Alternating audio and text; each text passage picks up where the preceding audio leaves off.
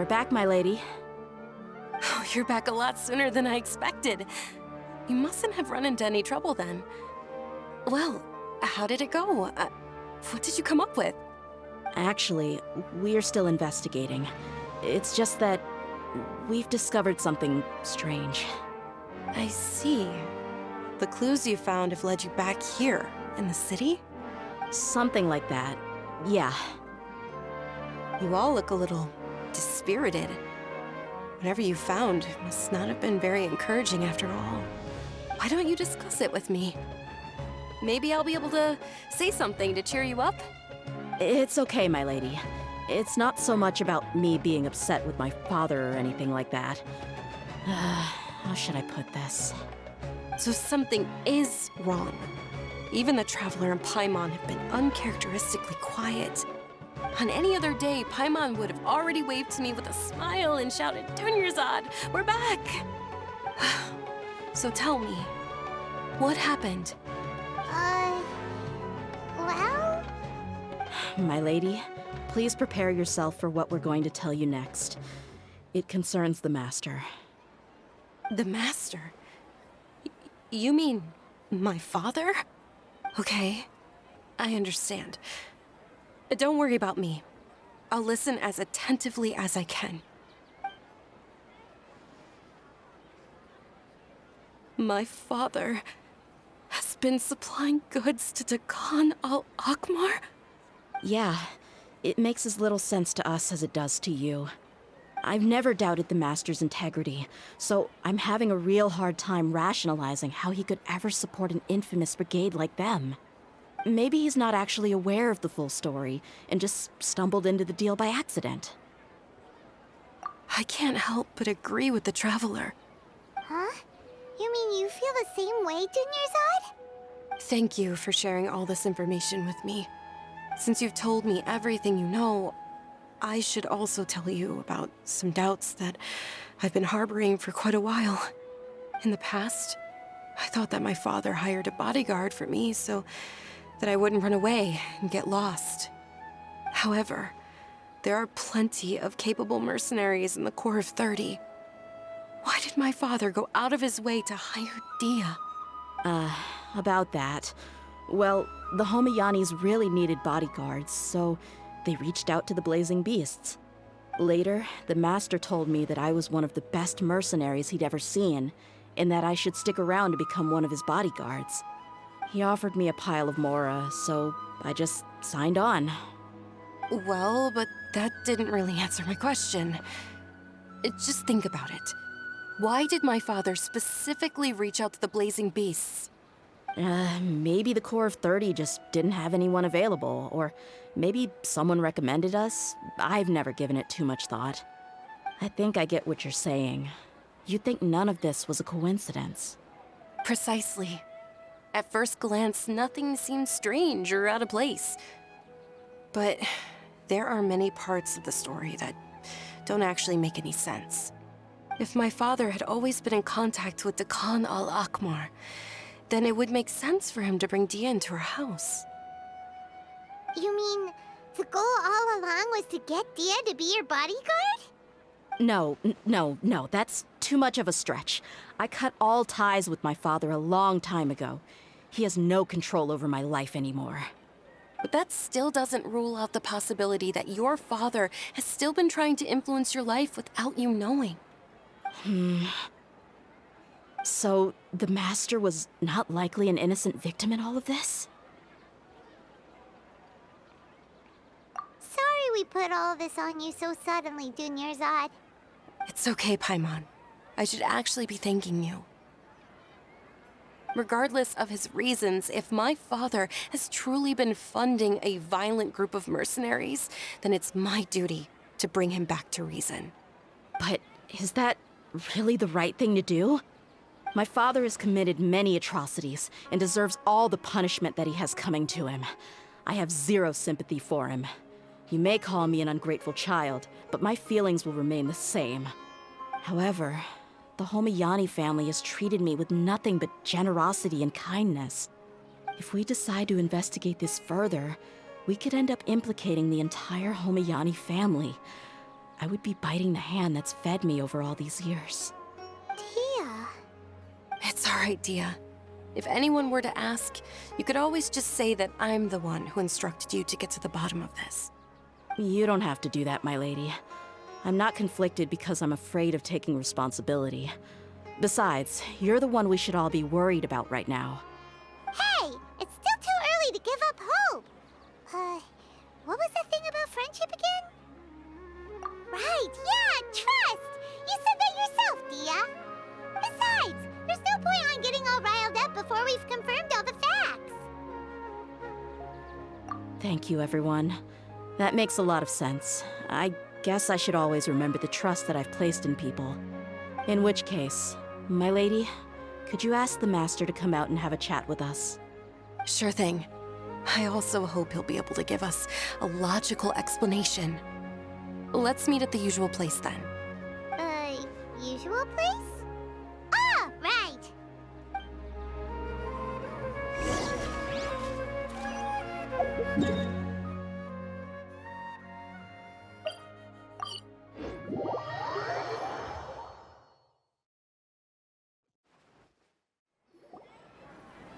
Thank you for coming, sir.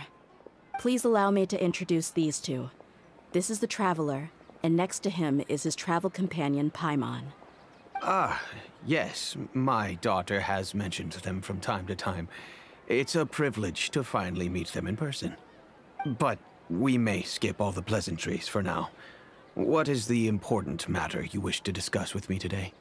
Well, we wanted to bring this transaction record to your attention. There's something on this record that we're all pretty curious about. So, that's what you found? Huh. Seems like I can't keep everything from you much longer. If you wouldn't mind, we'd like an explanation. Well, it's a long and difficult story. And to be perfectly honest, I'm not sure if I'm doing the right thing. What I do know, though, Dia, is that the truth will bring you no solace. If anything, it will likely cause you a great amount of anguish. Wait, me? Yes, I understand perfectly why you came to see me. And I am touched by your collective commitment to do the right thing. But knowledge always comes at a price. And sometimes, as they say, ignorance is bliss. Your father, Kusela, and I both believed that. Of course, you have the right to seek and learn the truth, but I must warn you. The facts of this matter may reduce everything you've built for yourself into sand, blowing in the wind. If you must proceed, then Kusela's heartfelt efforts will also fade into the wind like a fleeting mirage. His heartfelt efforts? I'm sorry, sir, but I'm not sure I follow. I've made it this far in life without a single drop of my father's support. I have my own ideals and ways of looking at the world, as well as people and causes that I've chosen to cherish and fight for. None of these things have anything to do with him. I came here today to support you as the head of the Homayani family. No warning will change my stance on that. I understand. Then let me tell you a little story. Our family once needed to take a trip to the desert when Dunyarzad was just a baby. Along the way, we were attacked by bandits. They had superior numbers and quickly overpowered our bodyguards. When all seemed lost, a group of passerby Eremites lent us their support. Those Eremites were Kusela's brigade, Dekan Al-Ahmar. Kusela's men told me that the attackers were Eremite mercenaries, just like themselves. I was shocked. Why would Dekan Al-Ahmar go so far to save us and not spare the fellow Eremites? Kusela was grinning and walked over to play with baby Dunyarzad. She was startled by his unfamiliar face and nearly started crying. Really? I never knew. He said that he had no particular reason to help us. He just took pity on us because he had a daughter about the same age. We started talking about our children, and I sensed that he was a devoted father. To repay his kindness, I hired his brigade to help out at our estate for a time and offered everyone generous remuneration. So, that's what happened. It was many years before I saw him again. I almost didn't recognize him the next time he came knocking on my door. The man I knew to be strong and healthy had been reduced to a shell of himself. He couldn't even walk anymore without his cane. So, what happened to him? He was perfectly fine when I left the brigade. I'm not too sure myself. The only thing that didn't change was his cheery disposition. He said there was absolutely nothing to worry about and that he had gotten into a fight. That was all. He then suddenly asked me if Dunyarzad, now that she had grown, would need a bodyguard of her own. At the time, Dunyarzad was going through a particularly severe bout of her Elazar. There was no need for her to have a bodyguard when she could barely leave the house. But he kept coming back to the topic. Come on, it never hurts to be safe. How do you know a bodyguard won't come in handy one day? I was completely lost at first, until he recommended the Blazing Beasts, and in particular, a mercenary named Dia. So he was the one who recommended Dia to you. Indeed. He didn't say it out loud, but it was clear that he saw Deshret's relics as an evil group who would eventually corrupt every member in their ranks. He was already beyond redemption, but he hoped that he would be able to detach his daughter from the vicious world of mercenary life. If Dia could stay in my house and keep working as a bodyguard, then gradually her affinity for the desert would decrease, and she'd be able to leave her previous life behind. And that's why you offered her such generous compensation? Yes, but not just because of that. From the moment that he asked me for that favor, I also began to see Dia as my own daughter. And that's also why I tried to persuade you to stay when you asked for permission to leave. I was willing to spend however much it took. Kusela saved my daughter and I all those years ago in the desert. I could never refuse him entrusting his daughter to me. He was always like that, acting like he's oh so smart and self-righteous. Kusela said that he'd reimburse me for a portion of Dia's fees. I refused to take any mora from him, but he'd always send me funds anyway. Eventually, I just accepted them as a token of his gratitude. And that went on for a while until I received another letter from him a few years ago. The letter contained a request to help him buy food, weapons, medicine, and even explosive materials. Wait! Isn't that around the time that Dekan Al-Ahmar started becoming more aggressive? That's right. When I started to hear some nasty rumors, I became wary. I wanted to meet him face to face to discuss things. But by then, he was no longer receptive to my requests to talk. If I had to guess, it's probably because he doesn't want to put Dia at risk. That thought occurred to me as well. I figured that he probably came to me for help because he had nobody else to turn to. After some deliberation, I decided to send him some food and medicine. I turned down all his requests for explosives and weaponry. I am aware that even such a reduced gesture of support could lead to others coming to harm, but I could not simply reject his plea for help. In the end, it probably was the wrong decision. I plugged my ears to the rumors and just chose a solution that made me feel least guilty about myself. If you can, please tell me where he is now. None of the things he's doing right now make any sense if he's just trying to keep me from getting tangled up in his world. If all he wants to do is steer clear of me, then maybe he shouldn't have brought me into this world in the first place. Oh no. Dia, please don't feel that way. I'm just angry because I can't wrap my head around any of his actions.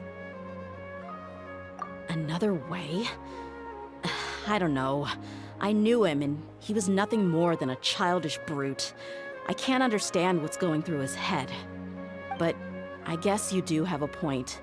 We haven't uncovered the whole truth yet. We still need to figure out his exact actions and reasoning for these last few years. I'll do my best to help. Of course, anything between the two of you would need to be resolved between you and him alone. I don't know Kusela's exact whereabouts. Outside of supplying his brigade with some goods, I tried my best to avoid getting involved any further with him. However, there's a man on the list named Jawed. He used to be a mercenary in the desert and is now a member of the Corps of 30. He's responsible for supplying weapons and liaising with the Deccan Al-Ahmar's merchant caravan. I think he should know Kusela's whereabouts. I've heard that he likes to have a few drinks alone and enjoy the cool wind at night outside the tavern. Maybe you'll be able to find him there. Understood. Thank you, sir. Then I guess this is bye for now, unless... I'll stay and be with my father here. To be honest, I'm still a little dazed and haven't finished processing everything quite yet. My father has indeed done something wrong, but if I think about it, I'm also not sure if there was a right way to handle this problem. I feel like our only course of action is to turn everything we know over to the Corps of 30 and let them render judgment. Yes. I am prepared to accept whatever verdict they choose. It's time to face my mistakes.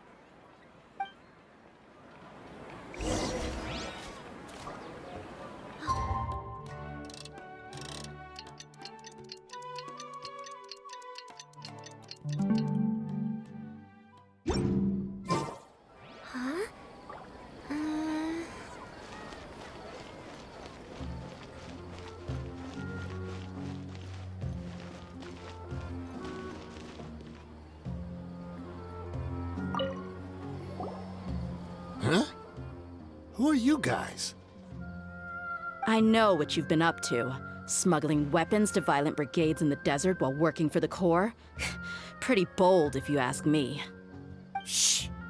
Keep your voice down. How do you know all that? Come with me. We should take this elsewhere. I'll be happy to talk things over once we're somewhere private.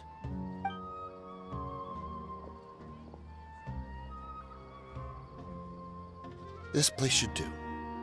All right, back to my question. How did you all know about me? Don't worry about that for now. You know what kind of punishment you'll face once we report you to the Corps, I assume. Wait, there's no need to jump the gun. Let's talk this out. What are your terms?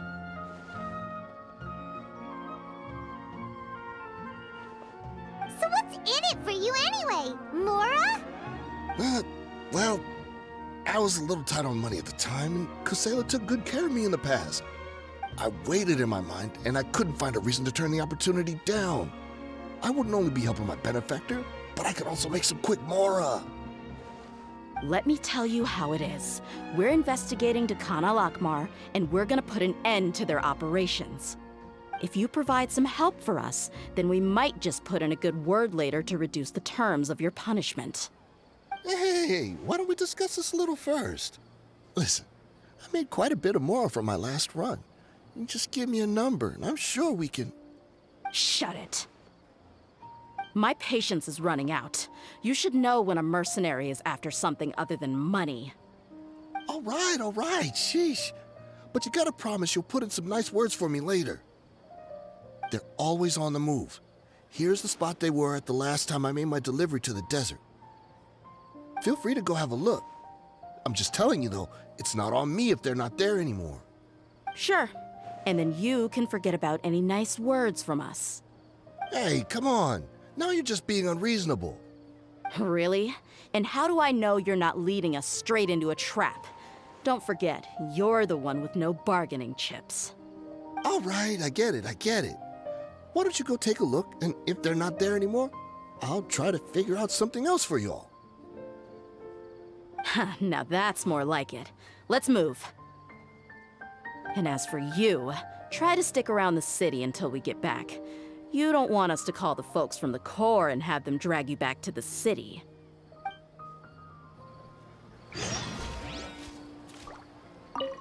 Don't worry. I'm not going anywhere.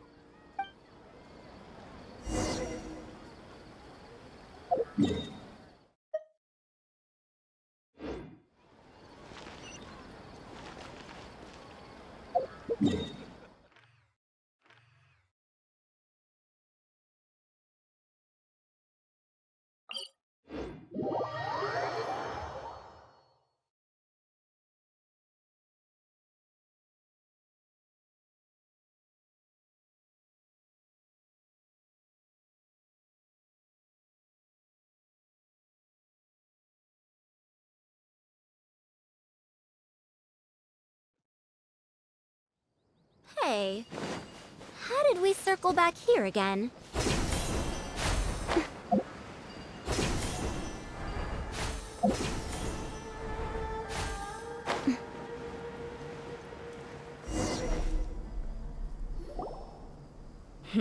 Seems like we're in luck. That should be their camp right up ahead. Let's go. We'll finally get to the bottom of this ourselves. I'm here to see Kusela. Tell him to get out here. Tia, why are you here? Truth repeats its course. Rain outlines your fate. Don't be scared. Witness the power of Gua. Let's get it on!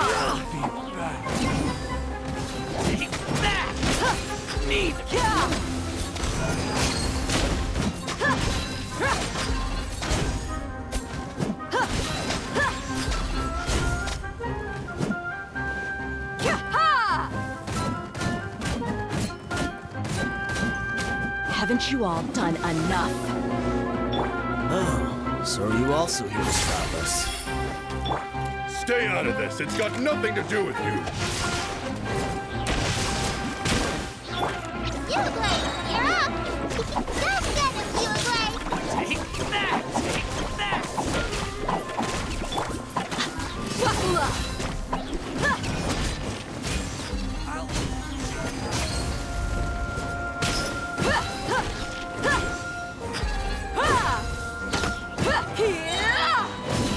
Let me weave you a verse. Gloves off!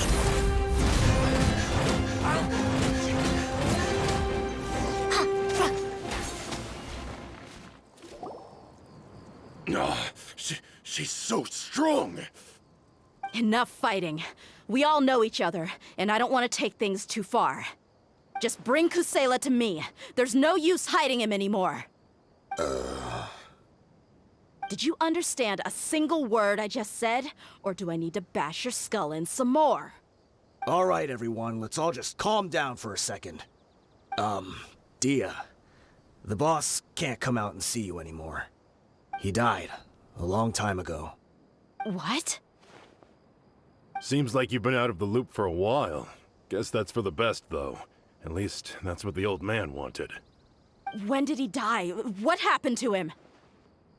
A few years ago, Kusela broke up Dakan Al-Ahmar and went to the Deshret's relics headquarters by himself. So is that when you guys started acting up? We would prefer to call it taking revenge. Every last person in Deshret's relics must pay in blood for what they did. Let me start from the beginning. Dia, do you know how the head of the relics maintained order internally? Overwhelming strength and unquestionable authority? Those were a part of it, yes. But just those on their own weren't enough. They had another tool at their disposal. They called it a person's record. Regardless of whether they joined by their own will or were coerced, every person in Deshret's relics were forced to leave a record of themselves at headquarters. Whether it be their deepest sin, some unforgivable act, or their most immoral exploit, the record served both as a symbol of loyalty and the perfect material for blackmail. That's precisely it. Every one of us have a record. Me, Bashar, Tikriti, and all the boys who grew up with Dia and ended up joining our ranks. But you, Dia, you were never asked to provide a record, were you? I never even knew this was a requirement. You were probably the only person in all of Deshret's relics who didn't know about it. Ever since you were born, Boss had been trying to shield you from this organization's sinister rules. Not only that, but he also banned all of us from committing any nefarious acts. He said he'd take care of the dues we had to pay regularly to headquarters. But in the end, he was just an ordinary person. What could he do? He was forced to go to headquarters again and again to account for missed dues and incomplete records. He'd come up with all kinds of excuses and get beaten up as a result. We all knew he was doing that for you. He wanted to get you out of this world, no matter what it took. And that's why he became a shell of himself and couldn't walk without a cane. Wait, but that doesn't make any sense. I didn't know about any of this, and I'd never seen him get injured or beaten. Because you were too young at the time. How would you ever tell between wounds from a beating and wounds from battle?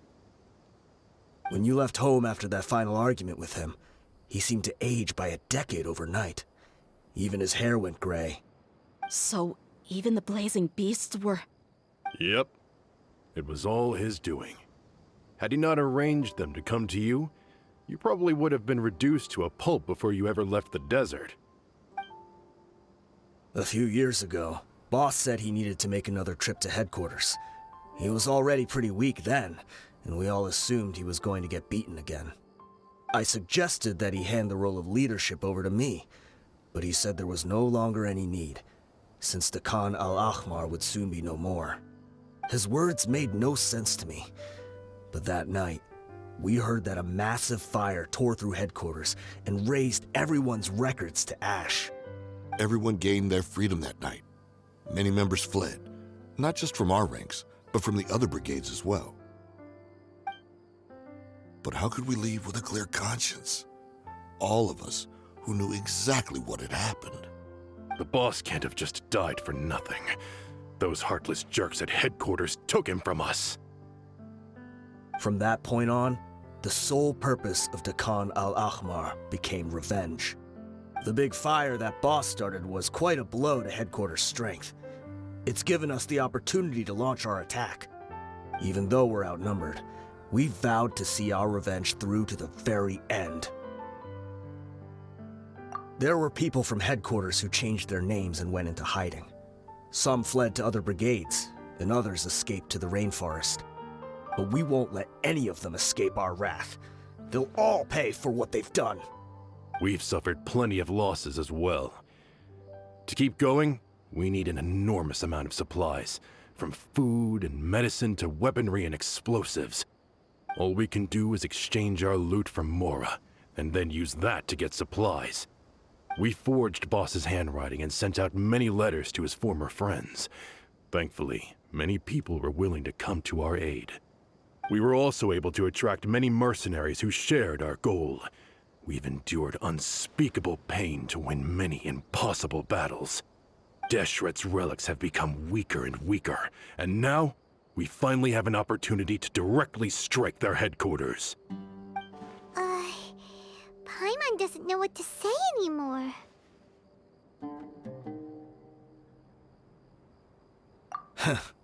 We do know right from wrong, but we were sinners from the very beginning. We do not deserve the freedom that the boss won for us with his life. Boss always loved his old-fashioned hero stories. Those tales about sacrificing yourself to save the world. We used to always laugh at him for it. But in the end, he really went and lived those stories out himself. As for me, I never considered myself a hero. We're all the lowest of the low. We have no right to even imagine such an existence. But maybe those hero stories he liked foreshadowed everything that was to come. The spirit of the hero touched all those he had saved, and more people joined his cause. Maybe we were all just acting along with the play in the beginning. But as we acted the parts and recited the lines, we were drawn in. And now, we want to see the story through to the end. I'm sorry, Dia.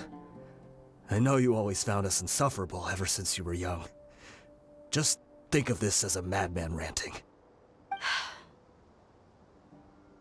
I'll go with you. Huh? Dia? You wanna go still with them? I grew up with these guys, and I know they're not bad people. It's just that some situations get so bad that it's difficult to tell good from evil. All I know is that Deshret's relics must be destroyed. Furthermore, I want to go see the place for myself. I want to know if my father is still there. I know you don't want to get involved in this, so there's no need for you to tag along. I can do this on my own. Yeah, Paimon feels like we'd only regret it if we don't see this through to the end. Thank you. We'll be a lot stronger together with you. I bet Boss would lose his mind if he ever knew you'd join us at the very last moment like this. Considering all the losses and injuries we sustained, we can't afford to turn down someone as powerful as you. He can think whatever he wants. But the fact is, I owe him this much.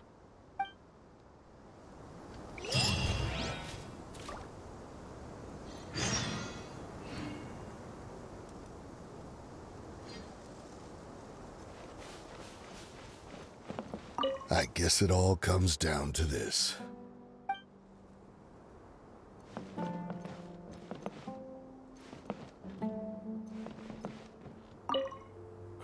What a bummer. I just had to get injured now, right before the final fight. Be sure to punch one of them for me, huh?